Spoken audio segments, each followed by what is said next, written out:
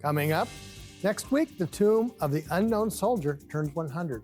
We'll hear about Chief Plentycoo, who spoke at the dedication in 1921. Plus, the budget battle continues, and we'll talk about the latest election trends with Holly Cook-McCarroll. I'm Mark Trahant. Join us for those interviews plus headlines from Indian Country Today.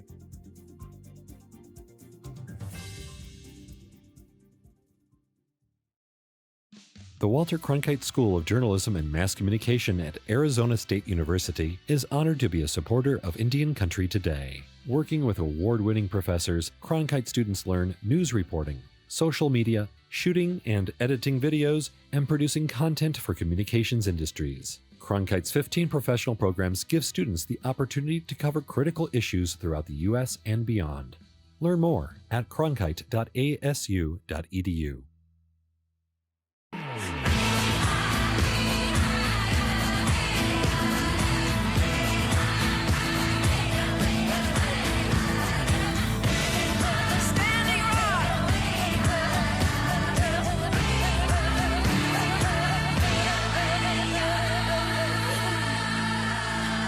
This is Indian Country Today. Thank you for joining us. I'm Mark Trahant. Children between the ages of 5 to 11 have begun receiving the first doses of the coronavirus vaccine. The Centers for Disease Control and Prevention and its director, Dr. Rochelle Walensky, recommended the drug maker Pfizer to vaccinated school children on Tuesday. They were not previously eligible for it.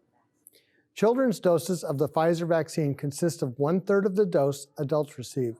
The vaccine was found to be 90% effective in preventing COVID-19 in children 5 to 11, according to data by the CDC in clinical trials. Full inoculation requires 2 injections, 3 weeks apart. Native doctors weighed in Tuesday, saying they urge indigenous communities to get their kids vaccinated when it is available to them. Kids are going to school, and over, no matter how well we try to protect them, they're still getting infected there, and then they're bringing that infection back home. And we are still losing critical members such as elders, children, and other people who haven't been vaccinated in our communities. So get it done, get it now, it's safe. The vaccine was studied in approximately 3,000 children, and no serious side effects were detected. Pfizer packed and shipped orders of the vaccine ahead of time. Officials say this allowed them to be ready to get shots into arms quickly. The process to get emergency use authorization of the vaccine required a green light from both the Food and Drug Administration and the CDC. Both agencies had special panels of independent experts who evaluated the data from clinical trials. World leaders are promising to take actions to protect forests and cut methane emissions. The actions, they hope, will avoid catastrophic global warming. That promise was made Tuesday and was one of the first big achievements of the United Nations Climate Summit. The summit includes more than 100 countries who are committed to ending deforestation by 2030. A Brazilian leader says they are pushing for indigenous communities to be included in these conversations. Então são investimentos bilionários que são destinados. These are billions in investments towards environmental preservation, but it's very difficult for this money to reach indigenous communities, reach traditional communities. Forests are critical ecosystems because they absorb carbon dioxide, which is the main greenhouse gas from the atmosphere. In many countries, wood is in growing demand. Trees are cut down to pave way for flat agricultural land. The Biden administration launched a wide-range plan Tuesday to reduce methane emissions. It would tighten methane regulations for the oil and gas industry. Increased warming over coming decades would melt much of the planet's ice, raising global sea levels and greatly increasing the likelihood and intensity of extreme weather. An Alaska U.S. District Court is vacating a Trump administration reversal of Bristol Bay protections. The ruling paves the way for the Environmental Protection Agency to complete the process of the Clean Water Act. The EPA's aim is to protect the bay from the massive open-pit Pebble Mine and any associated industrial development. For the past 2 decades, many tribes have been fighting the threat of the proposed gold and copper mine in the area's headwaters. Alana Hurley is Executive Director of the United Tribes of Bristol Bay, and she says tribes will not rest until it is protected for future generations. Before it issues a final determination, the agency must lay out a schedule according to the Clean Water Act, which could take months. A drink with a hefty price. Well, the newly reintroduced menu of the Pines Modern Steakhouse features expensive and high-quality food and drinks, including a $5,000 cocktail. The Secret Margarita is served in Versace champagne flutes and is made with a mix of rare tequila and champagne.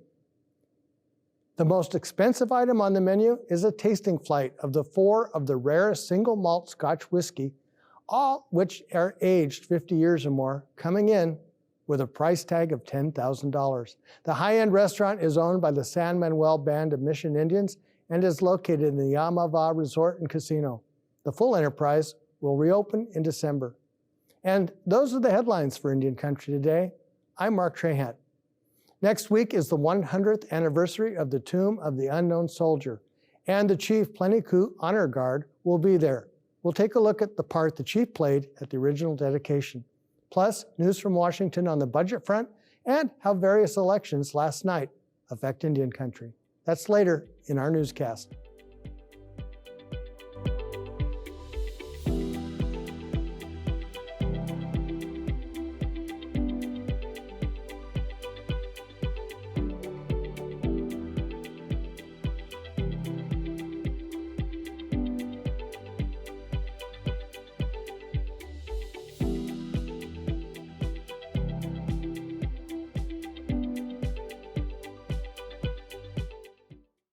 The United States will mark Veterans Day on November 11th next week. It will also mark the 100th anniversary of the Tomb of the Unknown Soldier. It was dedicated on November 11th, 1921, and is the place where bodies of 3 unknown American service members are buried.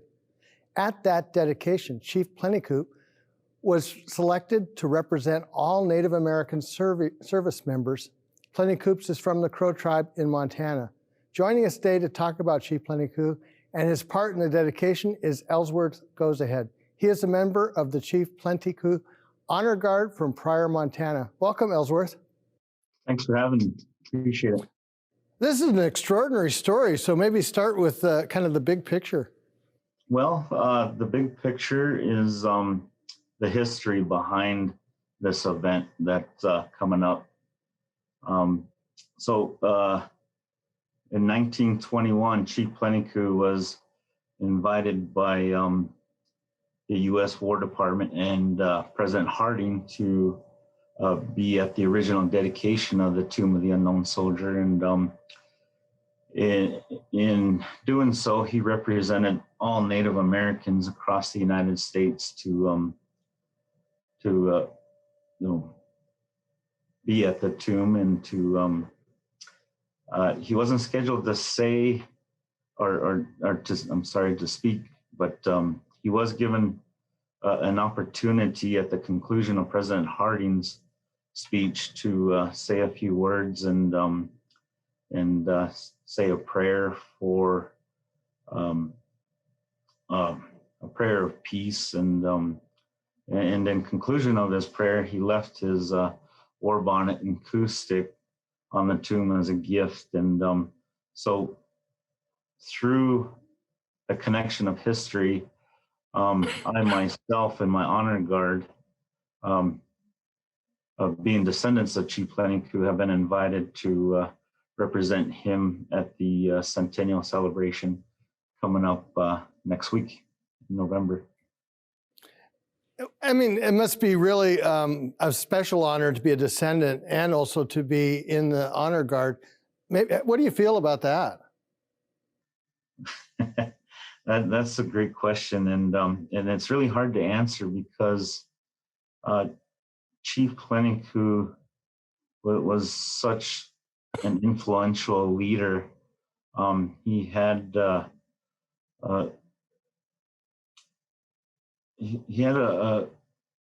he was considered a statesman, and he was a great representative for not only the Crow Nation, but for Native Americans across the United States. He was a visionary and foresaw um, uh, the passing of the buffalo, the coming of the cattle, and he just had visions of what was to come. And so, being the statesman that he was, he worked really hard to have a relationship with the United States government. And so, in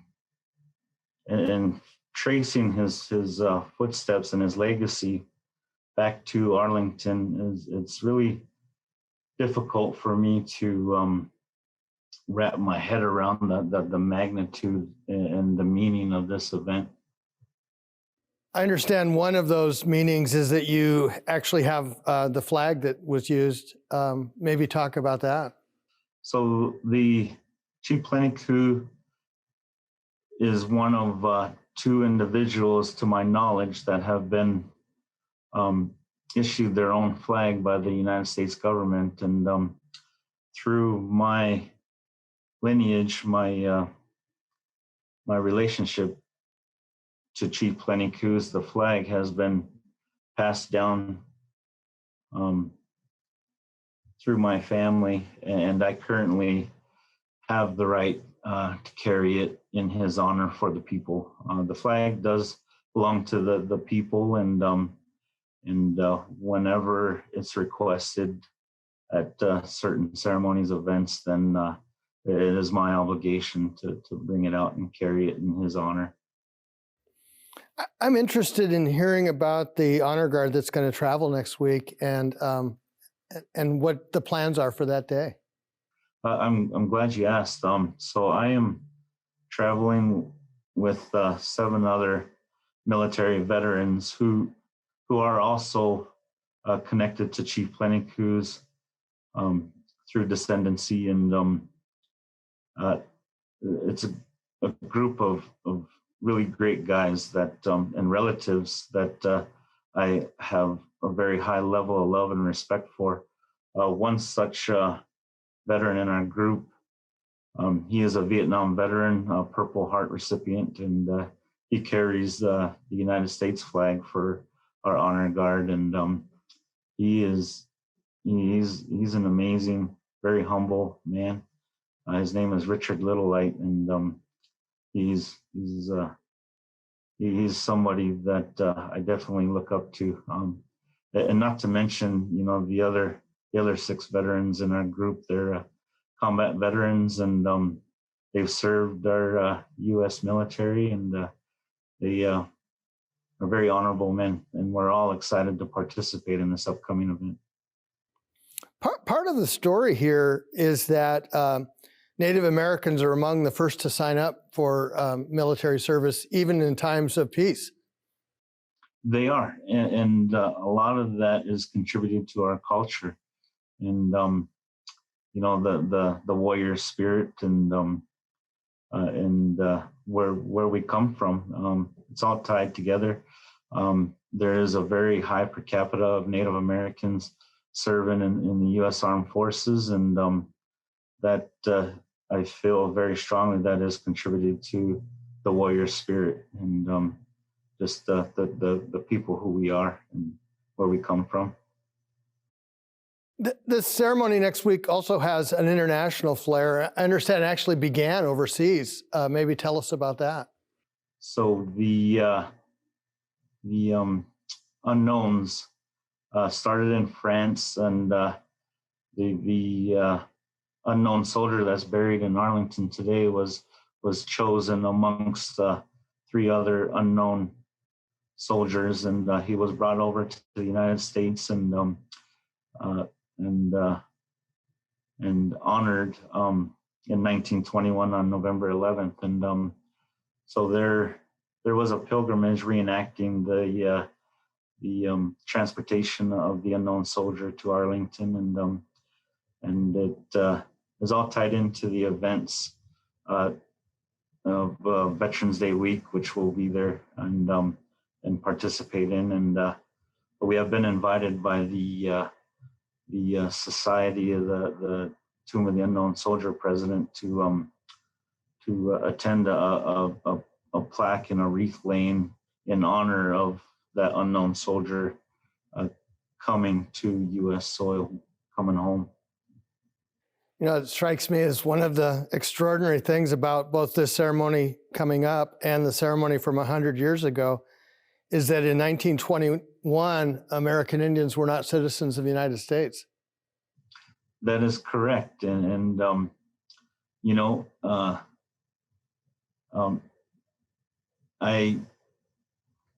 that just solidifies that warrior spirit and who we are.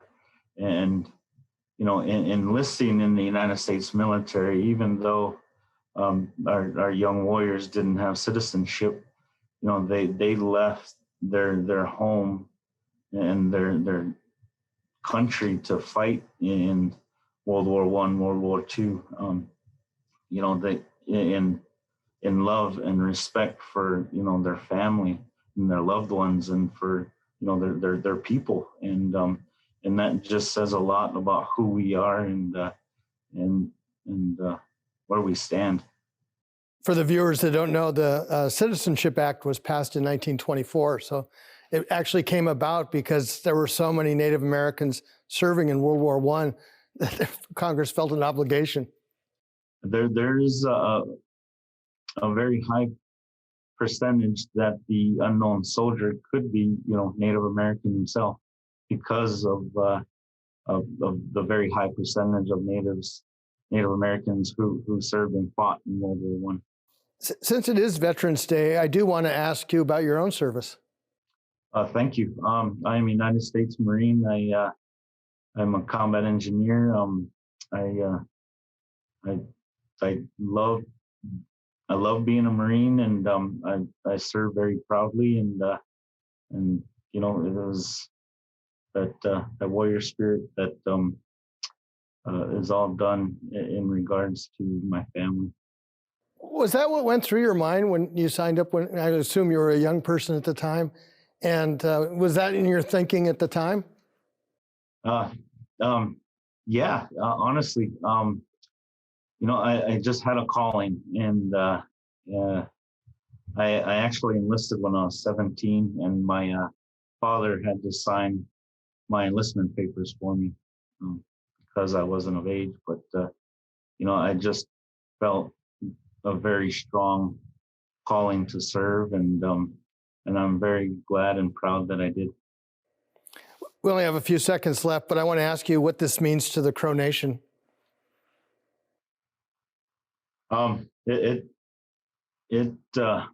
the magnitude of the event is very unique, and I know that it brings a lot of pride and honor to the Crow Nation, also referred to as Obzalagat. Is how we say, you know, the Crow in our language. But it's a very huge honor, and you know, we're excited to, you know, represent the Great Crow Nation as well as Native Americans across the United States. Well, on this Veterans Day, we thank you for your service and for joining us today. Great. Thanks for having me. Appreciate it. And we'll be right back.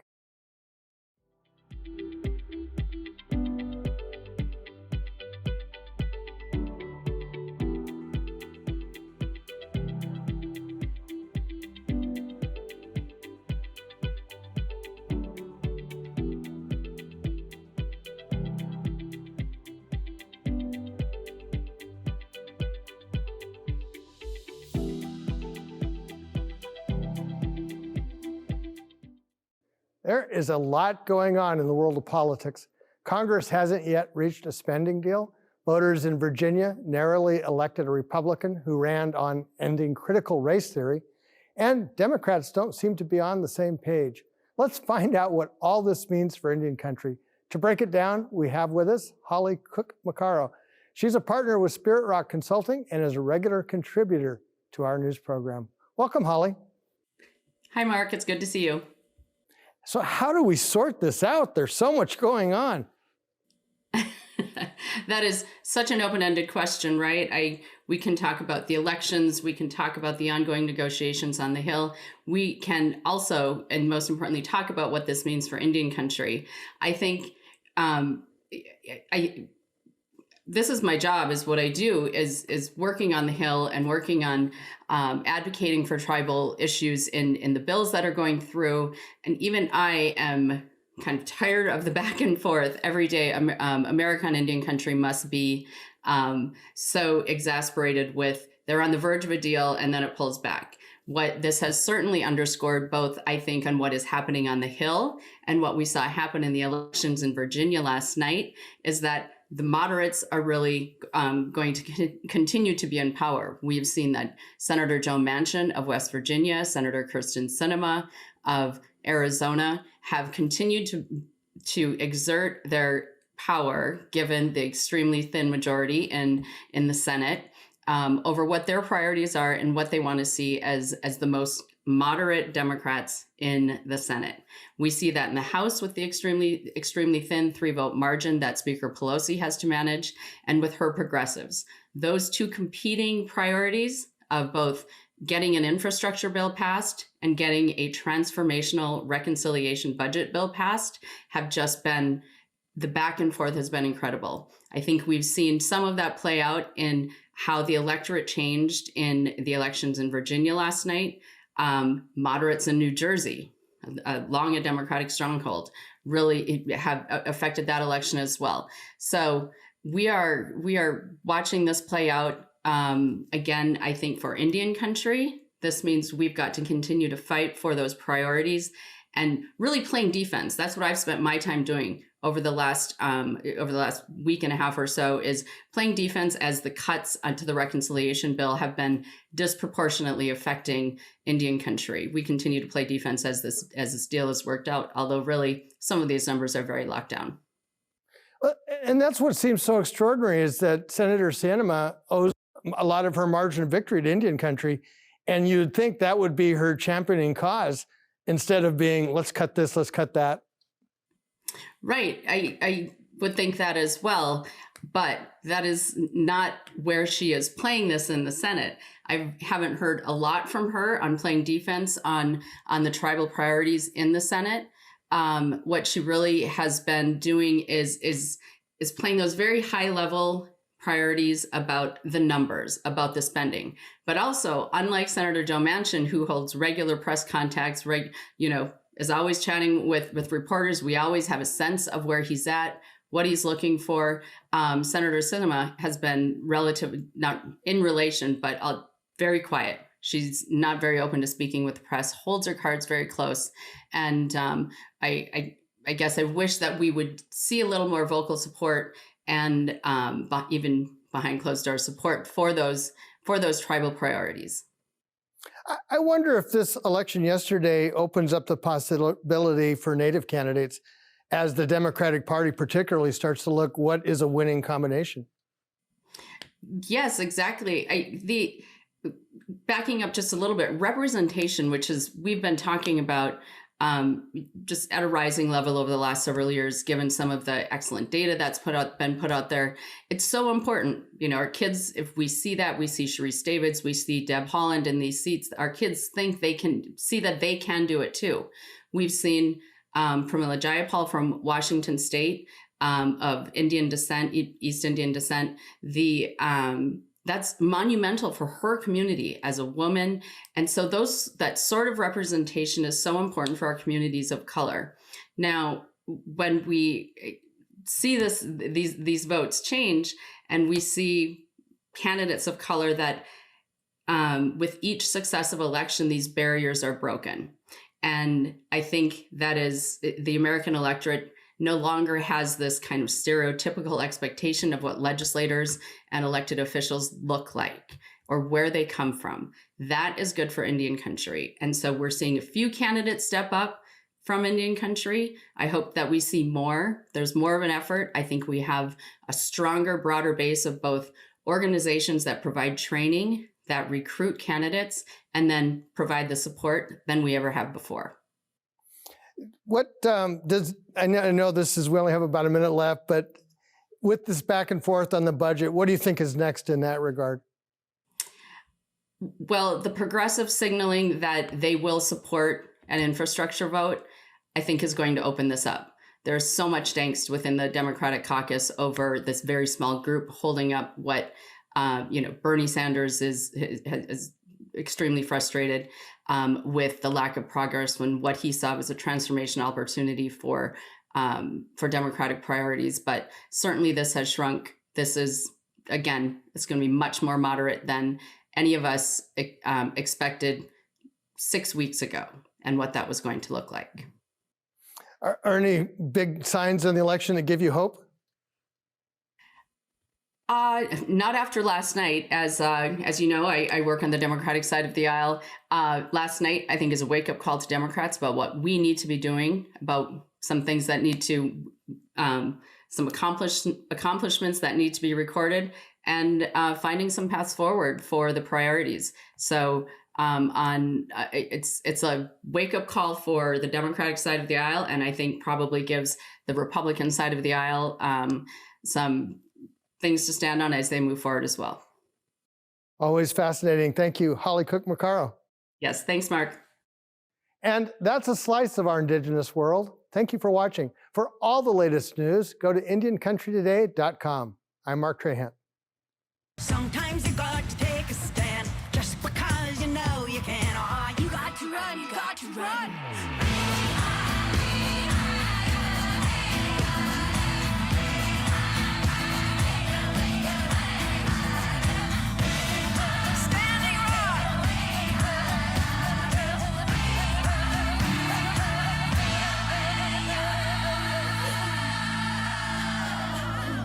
This is Indian Country Today.